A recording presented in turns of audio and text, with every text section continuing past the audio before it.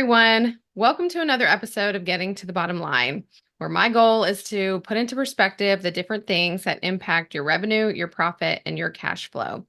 My name is Stephanie Smith. I'm your host. I am owner of New Light Financial Solutions, where we offer outsourced CFO services and we help our clients walk the one clear path to generating more cash in their business.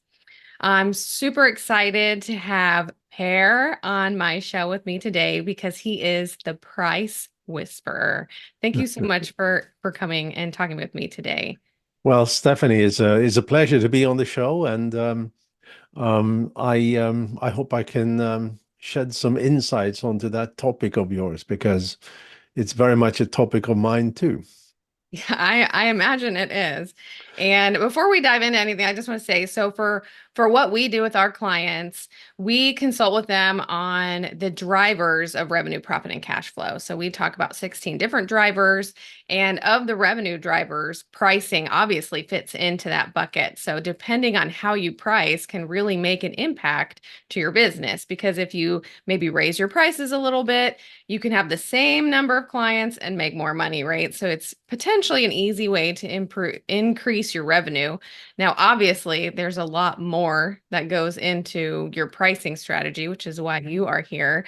So that's why I'm excited to have this conversation because it is such an essential piece of people's businesses.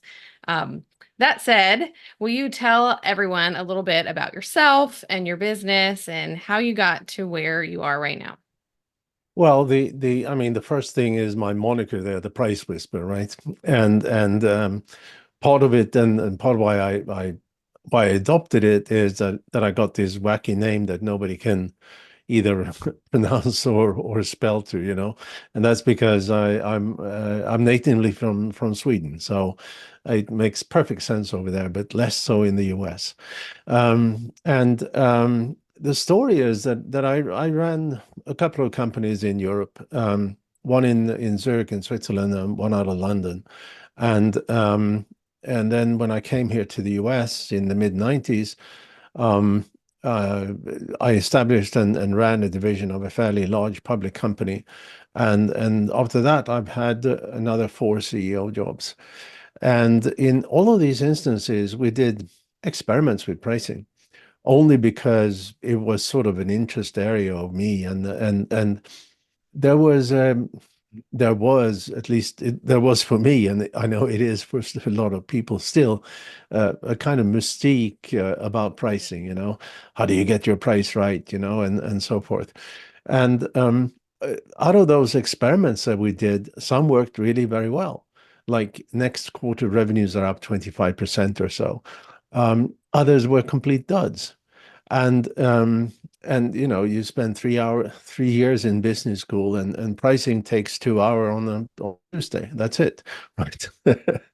And so what I had learned in business school about pricing was the little I've learned was so academic and so theoretical that it didn't help us to understand why some of those experiments worked and others didn't.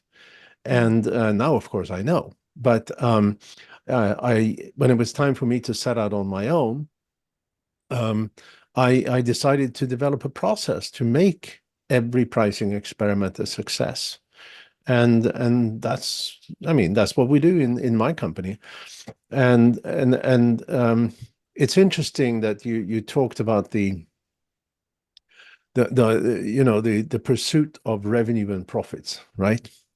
Mm-hmm. Because and this is a thought experiment I would encourage every company owner or every divisional head or every product manager um, or sometimes marketing manager or CFO, whoever sets the price of a product or a service, is to do something that I call the 1% challenge.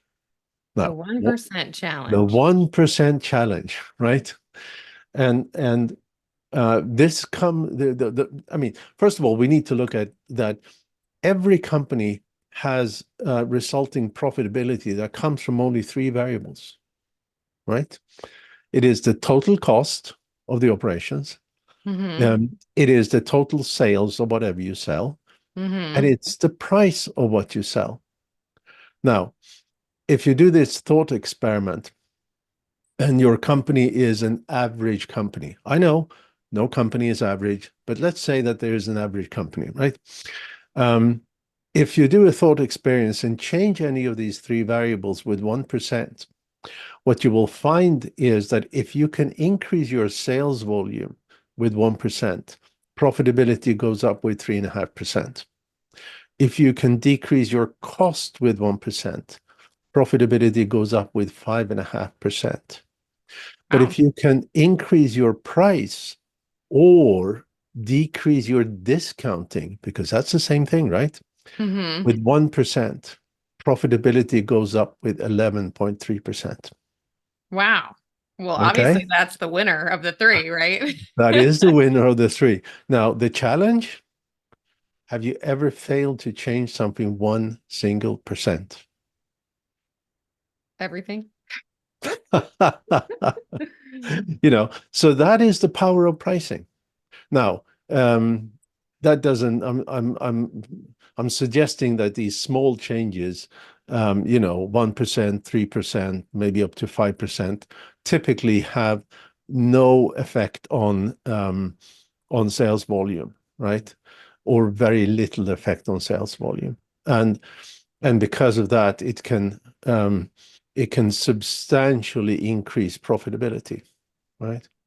That Now, makes sense. why is profit important? Good question. Are Well, you asking me? no, well, it's a rhetoric question, right? Because if you don't have profit, eventually there is no company, True. you know? Yeah, Eventually, investors, and if you're an entrepreneur, you're one of the investors or maybe the only investor, is going to get tired of funding that company that is not profitable. very And true. at that point, you try to sell it or you close it down or it goes into bankruptcy. It ceased to exist. And that's so that's one reason for profits. The other reason for profits is that we are all in business because we deliver something of value to our clients, Mm-hmm. right? Mm, If we don't have value to our clients, again, we don't have a business. that's very And true. um, and with higher profits, we can Um, we can spend more money on market development. We can spend more money on product development or service definitions. We can spend more money on even hiring better, more expensive people, right? So Mm-hmm. in the end, we can deliver more value to more people, right? Yeah. Yes, absolutely. And at the same time, shareholder value goes up and so forth. So, so it is in that context we need to see how profits are so important. Right. I love it. And it's so, you're right. It's so important. Obviously, if you don't have any money, then you don't have a business Mhm, and you don't want to funnel your own money into your business. But getting that pricing to strategy right, that makes a big difference. So mhm. how do you know what to set your pricing at? How do you help people to figure that out? Well, first off, I mentioned in this 1% challenge, I said that increasing prices with a few percent rarely make a difference. Now, there is an exception to that, and that is there's something out there called price walls. Price walls are psychological price points where, should you cross them, there is a significant change in volume. And let me give you an example. I just before the pandemic here, I spent some time with one of the VPs at HP, Mm-hmm. the computer company, and HP in general has a very simplistic pricing strategy. It's just cost plus, right? And what he told me though is that they had done some experiments with pricing. They took this one computer model. They started to inch up the price $1 at a time. And he told me that they could go up $17 with no change in volume, right? If they went up $18, sales just fell through the floor, right? That's crazy. They had found one of these price walls, Yes. right? The second thing that came out of this little experiment is that um, they had been leaving $17 on the table, That's true. Yeah. right? And you're selling a low margin product, so $17 make a difference, uh, and you're selling 10,000 of them a day, Right. you know? Yeah. Big Now, difference. I mean, obviously, we're talking about a giant company here, but the same applies to every business, even if your business is a part-time consulting business or a coaching business or something like that. The same always applies. There are going to be price walls, right? And if you do a small increase in price and suddenly your sales drop a lot, you have found one, right? And then you Right. have to revert, right? Yeah. But there's also a consideration here. We all have, or we at least all want to have returning customers. Right. And let's say that you have customers that buy from you every 4 months, just to pick a number, right? Then if you increase your price, it may not be until people start buying again that you see a drop, That makes right? sense. Yeah. You know, and so that's something to consider, right? Hmm. Um, but how do you overcome this, right? Now, price testing that we did in the companies that I ran, price testing or small price increases that I just mentioned, have a very significant flaw, and that is that it looks at price as would it live in a vacuum, as it would live in isolation, Right. but it There's got doesn't. to be other things that impact That's right. whether or not consumers want to purchase from you. Yeah, well, consumers or B2B, decision making is all the same. So the right way to look at pricing is to take that holistic view on pricing, because everything you do in a company affects how you can price. Mm-hmm. Your marketing, whatever marketing messages or positioning statements you have leads to a certain ability to set certain prices, right? It may well be that different marketing and different positioning allows you to price differently, price higher, That makes sense. and lead to higher, higher sales volume as well. All Yeah. right. And let me give you an example of that from a fairly recent client. This company has these dispensers for filtered waters you find in outside grocery stores and places like that. Yeah. Um, and they came to us and they said, we tried to increase our prices 7 years ago and it backfired badly, so we had to revert, right? That's not good. It's not good, no. So now we need to, right? Um, And we do a particular kind of market research called pricing research or value price research, whatever you want to call it. And what we found was that if this company would change how it positioned themselves, there were plenty of room to increase prices. Hmm. So over about a week, they changed their positioning, and in this case, this is essentially the signage on these dispensers, right? So they changed that and they changed the price. And during that week, they went from a 200 million to a $240 million company. Wow. Yeah, 1 week in 1 week. in 1 week, you know, It's a uh, big difference. but, position themselves differently and in such a way that there was room to increase prices, which they did. And it's that understanding of that very, very few companies have. Although it makes perfect sense for you and me, but sometimes, executives get so entangled in the operations or whatever, they don't really step back and say that how can we do something a little differently, and maybe for that reason, price for additional profits for all the benefits we just discussed of profits. Yeah.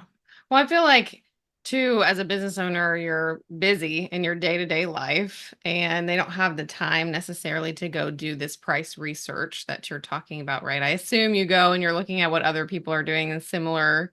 No. How do you do No. your price research? No. Yeah. Yeah, I I don't said know. it, yeah. Price research is, I said it's a subcategory of market research, and is market research done very differently than what you would get from a market research company. Hmm. And from that, it's possible to accurately um, measure what people are willing to pay for a product or a service, and those could be buyers in B2B or B2C, and and then with further analysis, it is possible to understand where those price walls are. It's possible to understand how marketing affects the prices that could be set. It is possible to assess which customer targeting affects how prices could be set. It affects how different sales methodologies and channels affects how prices could be set. Hmm. Even product or service features and benefit obviously also affects how prices can be set. So it becomes rather complicated, um, but it has huge impact on a company, right? That Um, sounds like it. Let me give you another example. This is a small company, startup. I think there were maybe about 1 million or so. So a small company. Hmm. Um, they're a SaaS company, and what we found was that um, they were so underpriced. They did this mistake that so many companies do, and I'll talk a little bit about mistakes that entrepreneurs do. But first, let me tell you about this company. Um, we could measure that they were very underpriced and could actually quadruple their prices. Wow. Yeah, well, That's uh, that's a big difference. that is a big difference. So they didn't do that overnight. They sort of inched up the prices over about a 9-month period. But as I followed up with the CEO, he said to me that two things happened. First, our sales volume went up with 25%, Wow. right? Well, because price is a message of quality and benefit. And if True. you're too Yeah. underpriced, people won't buy. Anyway, so sales volume went up with 25%. But then he also said, and we got rid of the bottom feeders, right? And we now have a more professional number. We have professional level of clients. So our customer support costs have gone down with 80%. That's awesome. But yeah, that makes perfect sense that you don't want to be the cheapest in town either, right? Because everyone's No, there's a certain group of people always looking for a discount, and that might not be your ideal client if you're looking to no. make more money. Yeah, the what happened is if you're very underpriced, you will appeal to those price sensitive customers. Now, the Hmm. problem with price sensitive customers are that they buy from you because the low price, right? Hmm. And just like in this example, it means that they don't really spend enough resource or time to learn the product or the service, or how to interact with your company because they just want it because the price is low, right? Right. And that means that you as the seller ends up having to spend a lot of resource on educating those customers. It may be with, in person in different ways, but where you have to create lots of training videos or training materials and, spend a lot of resource on this, right? That makes And sense. then when you spent all that research source on educating your customer on the product or service that you sell, there's going to be somebody who's a little cheaper and your customer is gone. It's true. Yeah. So all your efforts are for nothing, right? Um, whereas If you can sell at higher prices to, like in this case, what he said, more professional customers, you have a better customer loyalty, right? Um, but I mentioned this about startups and so forth, and one of the most common mistakes startups do is, especially when they have a disruptive new product or a new service of some kind, is that they go to market with a low price because they believe they're going to quickly penetrate the market. Hmm. Now, when you sell something to um, something disruptive, right? You are first only going to appeal to those that are called innovators, right? Right. And those represent about 2.5% of a market, right? That's small. That is small. Yeah. Now, uh, they care a lot about what you deliver to them, but they Mm-hmm. don't care about price. Yeah. You know, they buy for all different reasons, but low price is not one of them. So here you have these companies that comes up with something innovative, and they sell very little because there's only few of those innovators. Eventually, they may start to sell to early adopters, and that's a larger portion of the market. But initially, it will be to those innovators. Um, and let's say a year gone by, they look at what they promised investors, they look at their bank balance, and they panic, right? Hmm. And what do? They lower their already low price. And based on what we just learned, at best, they will have the same low sales volume. More likely, sales volume will go down. Yeah. And then you have this struggle. It's not impossible, but it's a struggle to increase prices. Right.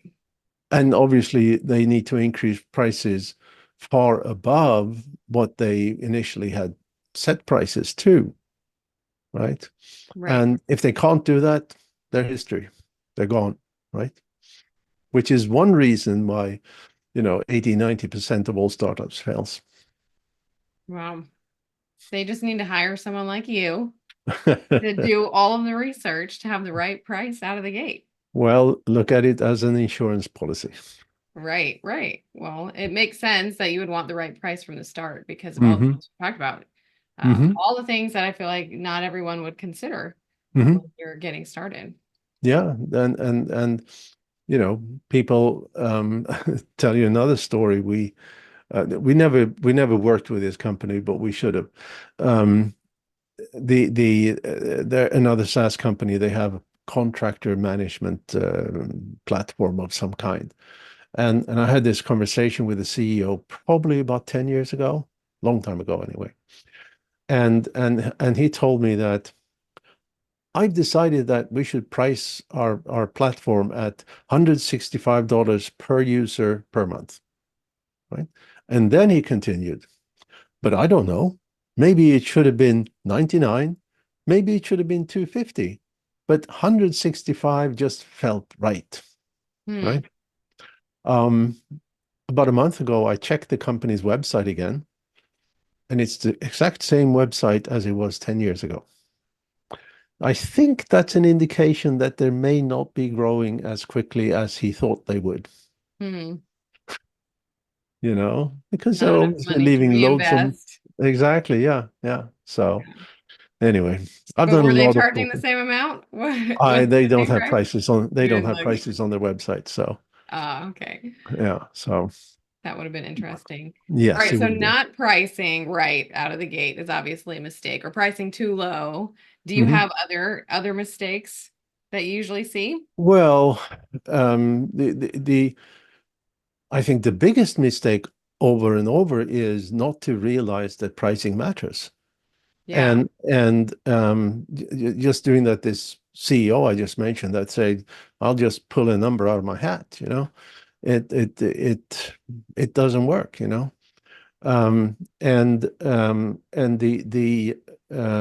the other big mistake is either using cost plus pricing, because your cost of your product or service is important, but should not be the basis for how you price it, because your costs have no relevance to the buyer, Mm-hmm. right? To the Yeah. value that the buyer perceive. Another very common mistake is to look at competition, right?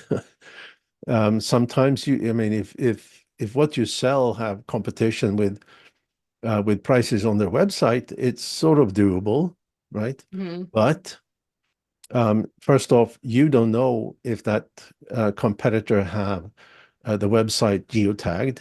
So if you come in from another geo, you will see a different price.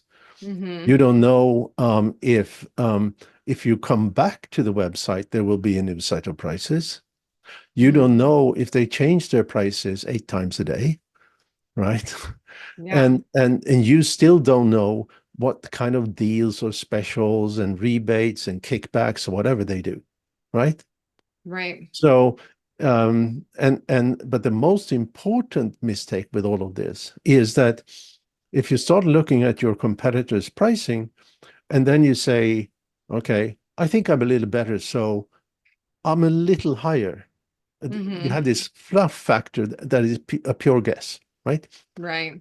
Or maybe you say, I'm not really as good. So you have another fluff factor and a little lower. And the whole point of looking at a comparator is just goes out the window, right? Because you're Right. still guessing, Very right? subjective. Yeah. Yeah. And and if you're in the and then if you start by looking at competitors' pricing, soon you start using the same or similar marketing messages, and you have the same feature functions, and you're in the commoditization death spiral, right? Right. From which is almost impossible to recover. Um, I mean, look at every US airline except Southwest have gone into bankruptcy in the last 10 years. Hmm. Everyone, right? It's crazy. Commodity, no differentiation, and so forth. Um, the other big mistake is to if I mean if you have in a business where you don't see your competitors' pricing, is you say, we know what the market will bear. How do you know? You can't know. You don't you don't Right. know what buyers of your competing product or what they are paying, right? And if you Right. ask joint customers, they won't tell you, Right. right? Yeah. Okay. And So that said, if someone can't hire a mm, company like you, mhm. where do they begin? Well, um there is a way you can do this, right? Mm-hmm. That doesn't cost any money, and it's possible to do for an entrepreneur starting him or herself, right? Okay. And what you do is that you identify at least 25, 50 is better, but at least 25 potential buyers, right? Mm-hmm. Those are not your current customers, they are not your prospects, and they are certainly not your friends and family, right? Right. And once you've identified those, I mean, if you're selling something B2B, maybe you can use LinkedIn, right? Right. Yeah. If you're selling something B2C, you go to your local Starbucks and you say, can I ask you a couple of questions? Right? Right. Yeah. Very practical, right? Yeah. And the questions you ask, first you describe your product or your service and specifically the value, right? Mm-hmm. Or your perception of the value. And then you ask this person two questions. And the question is, what is the price now when you understand the product or a service that is so low that you think that we are going to overpromise and underdeliver, and for that reason you won't buy, right? That's a good question. Yeah. Right? Yeah. Um, and then you continue saying something like, and now let's look at the flip side. You know the benefits of our product or service. What is a price where you think that we are going to underpromise and overdeliver, yet is so high you will not be able to buy it, Hmm. right? Yeah. And once then you take the average of those two questions. And obviously there's going to be outliers. Right. Those are not part of the 25, so to speak, and just ignore those. And and you take the average, and suddenly you have the range of where your prices should be, right? Right. Yeah. Not below that, and not over that, right? And then of course you want to set your price close to the higher, Right. you know? Definitely not close to the lower end. Yeah, exactly. Yeah. And it's not perfect, but it's a lot better than guessing, right? Yeah. Yeah, And absolutely. and then if you can continue this process, well, first of all, if you can't find these 25, right, you have bigger problems than pricing. Right. Um, but if you, I mean, this could be an ongoing process, right? That was going to be So, my next question is how often do you do this, right? Because well, obviously there's disruptors and things like COVID happens, right? And yeah, things change, perceptions yeah. change. Yeah. Well, again, if you're a small company, as you grow, you continue to do this. Right. And maybe as you have maybe 100 people, and if you know who these people are, I mean, ask them if this is consumers you find at Starbucks. Ask them a little bit. You can obviously see gender and age and stuff like that, but Right. there may be some other attributes that you also want to capture. Ask them about it. And when you have like 100 people that you've done this, and this may take a year, it may take half a year, I don't know. Then you can say, are there differences in how these people in that range we talked about, right? Is it Hmm. one range that is higher than another range, right? And then you can start maybe using different descriptors, right? When you start, you have your own idea of what is the benefit, which Right. is probably reasonable, okay, but you may probably want to try a couple of different benefit statements and see if that shifts, right? Hmm. Yeah. Well, then I think if you find a group of people that your range is higher, maybe you need to be marketing to that group of people. That's exactly my point, Right. right? Yeah. Or maybe you find that one statement of benefits drives the range a little higher than another range Right. of benefits. Yeah. And then you continue this, and suddenly your price does not live in a vacuum anymore. Right. Wow, that makes a lot of sense. This was such a great conversation. Excuse me. I feel like we could have so much more conversation about this, and there's so many details I'm sure that you work with your clients on. Yeah. But this was a great start. So I want to Thank ask you. someone getting started today. I know you just gave like the how do you get started, but what would be the one takeaway that you would want everyone to know based on this conversation about pricing? Well, pricing matters. I mean, that there's a guy called Mark Andreessen. He was successful with the very first internet browser in the early 1990s, Hmm. and he grew up and became a famous venture capitalist.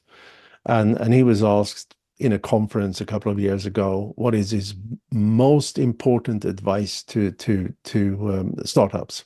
Hmm. And he said, raise your prices. Raise your prices. Yeah. It's so simple. Just do I it. mean, you you can always go back. It's true. It's easier to go down than it is go up, but so you got to Much go up easier. first, right? Yeah, So exactly. Yeah, yeah. yeah, And there's a lot more information, about the same stuff in my book here, that the subtitle is actually much more important than the title, where the subtitle says a holistic approach to pricing power. yeah, And that is to realize that everything you do in a company matters on how you price, yeah. right? Well, I was gonna say my takeaway is pricing is not a vacuum, right? You shouldn't pull it out of your hat, but there's a lot of factors that go into what I learned from you today. Marketing makes a difference, right? And how you position yourself makes a difference, and Yep. that can really impact how you price Hmm. your products and services. So Yeah, that's very much awesome. so. if someone wanted to buy your book or learn more about you, or I assume you have more information out on the internet, where can Yes. they find you? Oh, the best is just Google the price whisper. You should get about 10 million hits, and most of them are me. And it will lead to a lot of my, well, it will lead to the book. It will also lead to, I have a YouTube channel. And I just uploaded today a little talk about how your price selects your customers, you know. Um, Interesting. and and um, and it's you also find my company, and I have loads of articles out there, you know. Yeah. So that's easiest. Just Google the price whisper. Go Google the price whisperer. I'm going to do that. I think I'm going to Yeah. buy your book. I want to read about this holistic approach. It's very interesting how it all Yeah. works together. Yeah. And everyone else should too. Go Yeah. buy the book. And Well, especially in your business, as you described it in the, early in this call, right. this is right up your alley, right? It is. And because there's many factors you mentioned earlier too about returning customers, but the revenue drivers have a lot to do with all of those things. How Yeah, many absolutely. people, the number of people, how often they buy from you, how often they come back, all of those things. And Hmm. it's all related to that Yeah. pricing, Yeah. right? You want to make sure people can afford and want to pay for what you have, and it's not awry. But even just as like you brought up, just raising your price 1% can make a really big difference to your bottom line. Hmm. That's Yeah. a significant number. Yeah, certainly. I mean, we talked about that in the context of the average company. And I mean, if you even if you're a software company, um, where the actual, selling another copy or getting another client to your SaaS platform is negligible, there's still costs for every customer support and training, and like we said, maybe you need to do a lot of training videos and stuff like that. So every customer still have, I mean, you look at still the average software company still have a gross margin of like 25%, 25%, Hmm. right? Yeah, Although the incremental cost of one more copy is nil, right? right. Yeah. So So raising your price 1% can make a yeah, big difference. that's right. So Awesome. Well, I cool. really appreciate you coming and speaking with me today. I did want to say if anyone wants to find out more about me, you can find me on my website, www.newlightfs.com. But definitely go check out the Price Whisperer online. I'm sure there's a lot of great information out there. So thank you again Right. for coming and speaking with me. I had such a great conversation. Thank you, Stephanie, and I hope I added some value to your audience. Oh, I think you did. If no one else, but for me. So thanks All right. everyone for joining us. That's all we have for this episode of Getting to the Bottom Line. I hope you join me again on the next one. Have a great day, everyone.